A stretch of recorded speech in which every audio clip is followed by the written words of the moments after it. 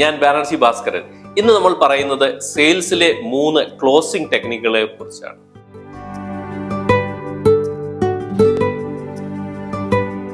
അപ്പോൾ ഇതിൽ ഒന്നാമതായി ദ അസംപ്റ്റീവ് ക്ലോസിംഗ്, അതായത് കസ്റ്റമർ ബിസിനസ് ക്ലോസ് ചെയ്യാൻ തീരുമാനിച്ചു എന്നുള്ള രീതിയിൽ ആ സെയിൽസുകാരൻ പ്രവർത്തിക്കുന്നു.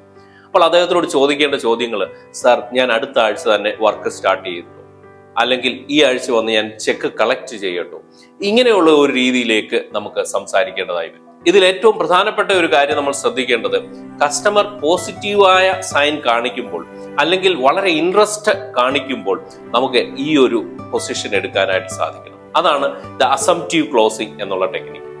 ഇനി രണ്ടാമത്തെ ടെക്നിക്ക് എന്ന് പറയുന്നത് ദ അർജൻസി ക്ലോസിംഗ്. അതായത് കസ്റ്റമറോട് പറയുന്നു, ഈ ഒരു ഓഫർ പരിമിതമായ സമയത്തേക്ക് മാത്രമാണ്, അല്ലെങ്കിൽ ഈ സ്പെഷ്യൽ ഓഫർ ഞങ്ങളുടെ പ്രിവിലേജ്ഡ് ആയിട്ടുള്ള കസ്റ്റമേഴ്സിന് മാത്രം കൊടുക്കുന്നതാണ്, അതുകൊണ്ടാണ് ഞാൻ സാറിലേക്ക് എത്തിയിരിക്കുന്നത് എന്നിങ്ങനെയുള്ള ഒരു അർജൻസി ആ സെയിലിനകത്ത് കാണിച്ചു കഴിഞ്ഞാൽ കസ്റ്റമർ അതിലേക്ക് വരാനുള്ള സാധ്യതകൾ വളരെ കൂടുതലാണ്.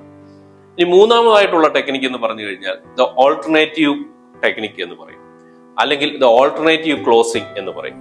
ഈ ടെക്നിക്കിൽ നമ്മൾ കസ്റ്റമറുടെ മുന്നിലേക്ക് 2 അതിലധികമോ ഓപ്ഷൻസ് വെക്കുകയാണ്. ഉദാഹരണത്തിന്, സാർ താങ്കൾക്ക് 6 മാസത്തെ പാക്കേജ് ആണോ 12 മാസത്തെ പാക്കേജ് ആണോ പ്രിഫറബിൾ എന്ന് ചോദിക്കും. അപ്പൊ ഇങ്ങനെ വരുമ്പോൾ കസ്റ്റമറുടെ മുന്നിലേക്ക് 2-3 ഓപ്ഷൻസ് കൊടുക്കുമ്പോൾ അവരെപ്പോഴും അതിൽ ഏതെങ്കിലും ഒരെണ്ണം എടുക്കുവാനുള്ള സാധ്യതകളും വളരെ കൂടുതലായിരിക്കും. അപ്പോൾ ഒരു സെയിൽസ് പേഴ്സൺ എന്നുള്ള നിലയിൽ നിങ്ങൾ ശ്രദ്ധിക്കേണ്ടത് കസ്റ്റമറുടെ ബോഡി ലാംഗ്വേജ്, കസ്റ്റമറുടെ പ്രിഫറൻസുകള്, കസ്റ്റമറുടെ മൈൻഡ് സെറ്റ്, ഇത് മനസ്സിലാക്കി ഈ 3 ടെക്നിക്കുകളിൽ ഏതെങ്കിലും ഒന്ന് സമയാസമയം പ്രയോഗിക്കുവാൻ നമ്മൾ മനസ്സിലാക്കിയിരിക്കുക. Thank you so much. Banerjee Bhaskaran.